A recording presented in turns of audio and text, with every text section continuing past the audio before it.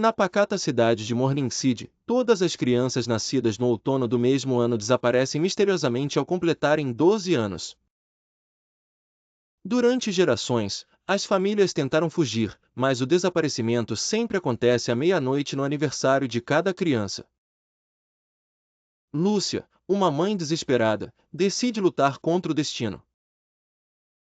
Ela descobre que existe um antigo véu dos ecos no subsolo da cidade, uma teia espiritual que conecta o mundo dos vivos com o dos mortos.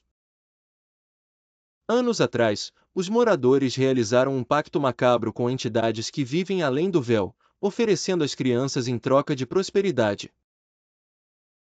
Lúcia desce às profundezas da terra, onde encontra o véu, uma teia pulsante feita de vozes infantis aprisionadas. Cada criança desaparecida se transforma em um eco, vivendo entre dois mundos, mas incapaz de escapar. Agora, a cidade começa a pagar o preço.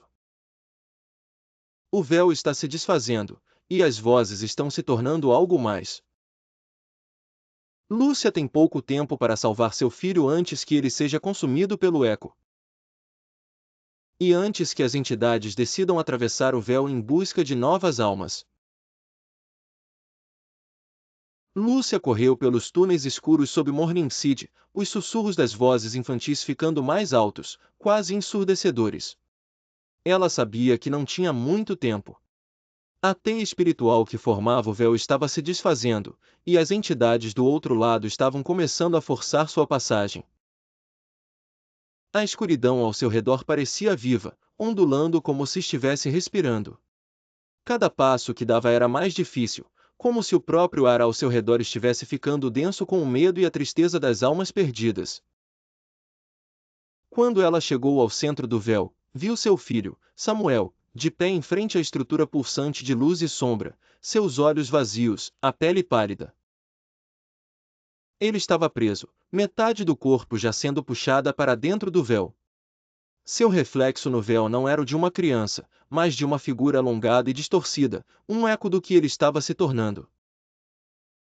As vozes que vinham do véu estavam mais altas, e agora falavam com uma clareza terrível. Venha, mãe. Deixe-nos levá-lo também. Lúcia tentou se aproximar, mas uma força invisível a manteve à distância. As vozes pareciam rir. O pacto estava rompido, e o véu estava caindo, liberando não apenas os ecos das crianças, mas algo muito mais antigo e faminto. As entidades não se contentariam mais em apenas consumir as crianças, elas queriam devorar a cidade inteira. Desesperada, Lúcia se lembrou do que havia lido nos antigos textos sobre o véu. Ele foi criado com o sacrifício de uma alma pura, e talvez fosse possível desfazê-lo com outra. Mas o sacrifício teria que ser voluntário, um ato de amor tão profundo que cortasse os laços do pacto. Ela olhou para seu filho e sabia o que tinha que fazer. Samuel, eu prometo que não vou deixar você ir. Ela murmurou, lágrimas escorrendo pelo rosto. Com uma força que ela não sabia que possuía, Lúcia avançou em direção ao véu. As entidades se agitaram, seus sussurros se transformando em gritos de fúria. Quando tocou a superfície da teia espiritual, uma dor lancinante atravessou seu corpo, como se sua própria alma estivesse sendo dilacerada. Ela viu flashes de todas as crianças que foram levadas ao longo dos anos, suas faces contorcidas em desespero, presas na eternidade entre os dois mundos. Tome minha alma. Ela sussurrou. Deixe meu filho ir. O véu estremeceu, e por um breve momento, tudo ficou em silêncio. As entidades hesitaram, como se estivessem considerando a oferta. Então, lentamente, Samuel começou a se afastar do véu, sua pele ganhando cor novamente, seus olhos voltando ao normal. Mas Lúcia sentia sua própria essência sendo drenada, sugada para dentro daquela escuridão infinita.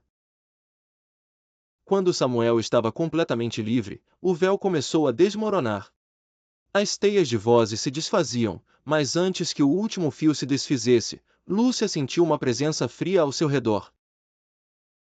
As entidades a aceitaram, arrastando-a para o outro lado, onde as almas se perdem para sempre. Samuel caiu no chão, ofegante, mas a salvo.